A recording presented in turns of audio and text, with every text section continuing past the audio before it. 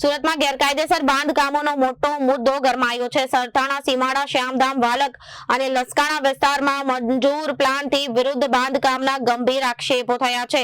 પીયુઝ certificates વિના બિલ્ડિંગનો ઉપયોગ અને ગેરકાયદેસર પાણી, ગટર અને વીજ કનેક્શન શરૂ હોવાનો દાવો કરવામાં આવ્યો છે।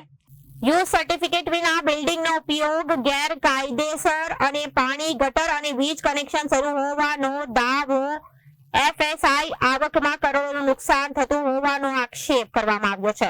રહેણાંક વિસ્તારોમાં કોટેજ ઇન્ડસ્ટ્રી ધમધમી રહી હોવાનો મુદ્દો, ગેરકાયદેસર અને બાંધકામો તાત્કાલિક તોડી પાડવા, યુઝ સર્ટિફિકેટ વગરના બિલ્ડિંગો સીલ કરવા અને ગેરકાયદેસર કનેક્શન કાપવાની માંગ ઉઠી છે અને કોંગ્રેસ કાર્યકર્તાઓની અટકાયત કરવામાં આવી હતી।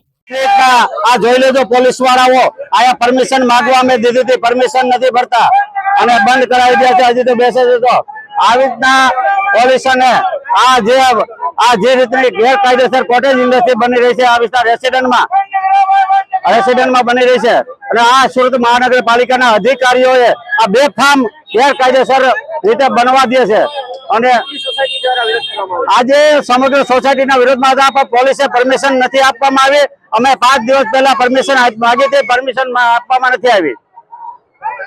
Bureau report, Janadesh news.